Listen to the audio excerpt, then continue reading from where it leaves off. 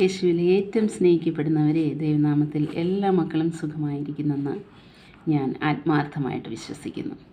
ഇന്നത്തെ നിങ്ങളുടെ ഏത് നിയോഗമാണെങ്കിലും സർവശക്തനായ തമ്പുരാൻ അതെല്ലാം സാധിച്ചു തരുമാറാകട്ടെ എന്ന് ഞാൻ ആത്മാർത്ഥമായിട്ട് പ്രാർത്ഥിക്കുന്നു. സ്നേഹമുള്ളവരെ, മറ്റുള്ളവർ നമ്മളോട് നിന്ദയോടുകൂടി പെരുമാറുമ്പോഴും നമ്മൾക്ക് എന്തെങ്കിലുമൊക്കെ ബുദ്ധിമുട്ടുകൾ വരുത്തി അവർ നമ്മളെ ഒത്തിരിയേറെ വേദനിപ്പിച്ചെന്ന് വരാം. നമ്മുടെ ഒറ്റ സ്നേഹിതരായിരിക്കാം, എങ്കിൽ പോലും അവർ നമ്മളെ വേദനിപ്പിക്കുമ്പോഴത്തേനും നമുക്ക് എത്രത്തോളം ബുദ്ധിമുട്ടുണ്ടാകും. നമ്മളങ്ങനെ അല്ല അവരെ കരുതിയിരുന്നെങ്കിൽ അവർ നമ്മളെ ഒത്തിരി മോശമായിട്ട് ചിത്രീകരിക്കുക അങ്ങനെയൊക്കെ ചെയ്യുമ്പോഴത്തേനും നമ്മുടെ കഷ്ടതയിൽ നമ്മളോട് വന്ന് എതിരായി സംസാരിക്കുകയൊക്കെ ചെയ്യുമ്പോഴത്തേനും നമ്മൾ ഒത്തിരിയേറെ വിഷമിക്കും അല്ലേ. അപ്പം നമുക്ക് വചനത്തിലൂടെ ജോബ് പറയുന്നത് എന്താണെന്ന് നമുക്കൊന്ന് ശ്രമിക്കാം. ജോബിൻ്റെ പുസ്തകം 19-ാം അധ്യായം 1 മുതൽ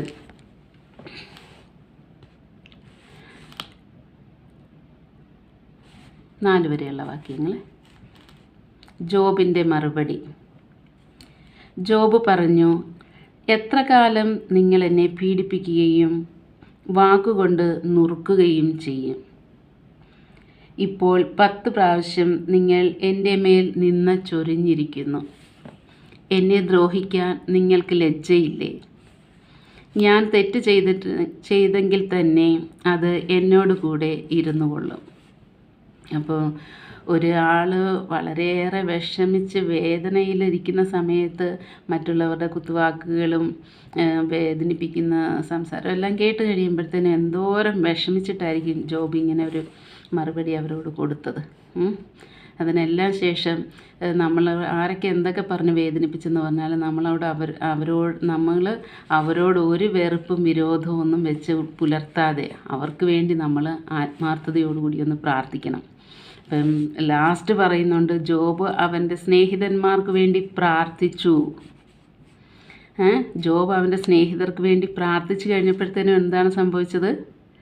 അവൻ്റെ ഐശ്വര്യം 10 മടങ്ങ് ഇരട്ടിയായിട്ട് അവന് ലഭിച്ചു. അപ്പം നമ്മളെ ആരൊക്കെ വേദനിപ്പിച്ചാലും വിഷമിപ്പിച്ചു കഴിഞ്ഞാലും അതൊന്നും നമ്മൾ കണക്കാക്കാതെ അവർക്ക് വേണ്ടി നമ്മൾക്ക് അവരോട് ക്ഷമിച്ചുകൊണ്ട് ആത്മാർത്ഥതയോടുകൂടി അവർക്ക് വേണ്ടി നമുക്ക് പ്രാർത്ഥിക്കാം. അവർ മനസ്സ് തിരിഞ്ഞ് നേരെ വരും. ദൈവം എല്ലാ മക്കളെയും സമൃദ്ധമായി അനുഗ്രഹിക്കട്ടെ. ആമേൻ.